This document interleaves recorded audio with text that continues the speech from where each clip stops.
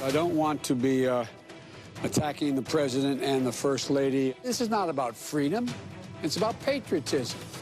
You wear a mask to protect the person next to you. You wear a mask to protect the bus driver. You wear a mask to protect the person you're sitting next to on the bus. And to reject a chance to do the easiest thing possible to save lives, I find it appalling. Joe Biden had a virtual event yesterday. We're joined now by his deputy campaign manager, Kate Bedingfield. Kate, thank you for joining us again this morning. We know that the vice president tested negative for COVID on Friday. When is his next test, and when will we see the results? Well, he actually said yesterday he'll be tested today, and we'll make those results available. We are consistently testing. He's testing regularly. As you know, we have taken every precaution from the outset of this campaign to be incredibly safe. I mean, George, elections are a choice, right? It's a choice between two different styles of leadership. And since the virus came to our shores back in the spring, Joe Biden has led by example. Our campaign has led by example. We have been taking incredible precautions to socially distance, to wear masks, to ensure that we are under the gather limit in states where we're traveling, to make sure that we're complying with all of the public health requirements in those states. So as we've campaigned, as we've continued to go forward and make the argument for why Joe Biden should be president of the United States, we've taken every precaution. We're doing it safely, and Joe Biden is leading by example. And I think that that's what the American people are looking for. You know, the coronavirus has overtaken every corner of American life. It has made it so that we cannot send our kids to school. It's shuttering our small businesses. It's keeping us from being able to see our families and our friends. Americans are worried. They look to Joe Biden, they see leadership, they see somebody who has the experience and the steady hand to get this country through this crisis. And he's going to continue to make that case for the last 30 days of this campaign. You just heard Jason Miller. He said Joe Biden has been hiding in his basement and using masks as a prop. I think that tells you a lot of what you need to know about how the Trump campaign has treated this from the outset. You know, Joe Biden believes that the words of a president matter, that the actions of a president matter. From the outset, he has taken this seriously. He has encouraged Americans to wear masks to protect each other. You heard him say that in the clip you played right before we started here. He believes strongly that the role of the president is to lead, and is to lead by example.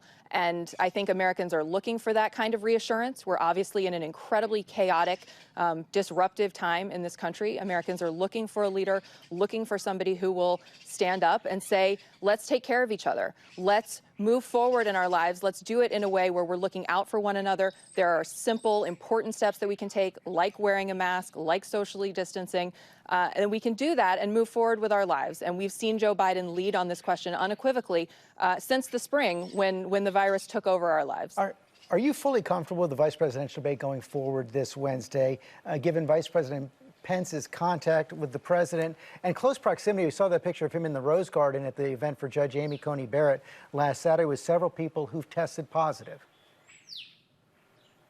Well, look, we have every expectation that the debate commission take all necessary precautions to ensure that everybody who attends the debate is safe. Obviously, that includes distancing. That includes a requirement on masks. So we have every expectation that they will do that. Provided that all of those expectations are met, yes, absolutely. We look forward to any opportunity for Senator Harris and for Joe Biden to make their case directly to the American people. That's what she's going to do at the debate this week. I think that's what you saw Joe Biden do at the debate last week. So we look forward to any opportunity to make our case directly to the American people, but we have every expectation that the commission put in place the necessary adjustments to ensure that everybody is safe. How about the next presidential debate slated for October 15th? You see any way that can go forward? And are you prepared to accept any modifications to the rules that the Commission on Presidential Debates may recommend? Well, again, we hope that they're going to put in place every adjustment necessary to ensure that it's fully safe. And obviously, we send President Trump our best. We hope that he is well and able to debate. If he is, Joe Biden will certainly be there. Again, you know, this election is a choice. It's about a choice between two different styles of leadership, and Joe Biden looks forward to any opportunity to talk directly to the American people about how he would lead this country through this crisis. So assuming that the commission puts in place the necessary requirements to ensure that everybody is safe, which is first and foremost the most important thing, yes, you know, Joe Biden certainly looks forward to the opportunity to debate Donald Trump, and we hope that he will be well and able to do that. How about if it requires a change in schedule, maybe a little later? We believe that the debate should go forward as scheduled. Obviously, that's going to depend on a lot of factors here. First and foremost, President Trump's health, which we send him the best, and we are hoping for a speedy and full recovery, as is everybody in this country. So our hope is that the debate will go forward on the day that it's scheduled. But obviously, we will be attuned to any changes that need to be made. The campaign announced you were taking down negative advertising on Friday in the wake of the president's diagnosis. Is that for good? Look, we'll make that adjustment as we go. Obviously, Joe Biden is somebody who believes first and foremost in civility. He's somebody who believes that, that we can treat each other with dignity and respect. And so we made that decision when we heard the news about President Trump's health.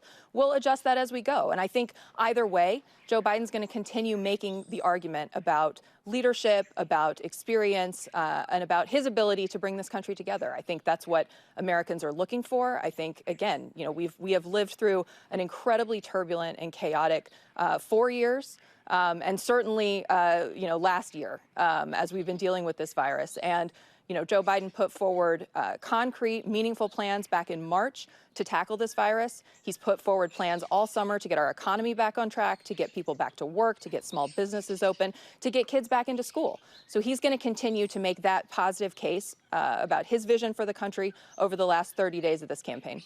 I know your campaign liked the trajectory of this race, especially after the debate before the president's diagnosis. Are you worried at all that the president's illness will somehow transform this election, gain him sympathy, even votes? Well, look, this is not about politics. This is first and foremost about the president's health. We are hopeful that he will make a full and swift recovery. We are all sending our best to him and to everybody in the First Family. So this is not a question of politics. This is a question of the President of the United States getting back to full health as soon as possible.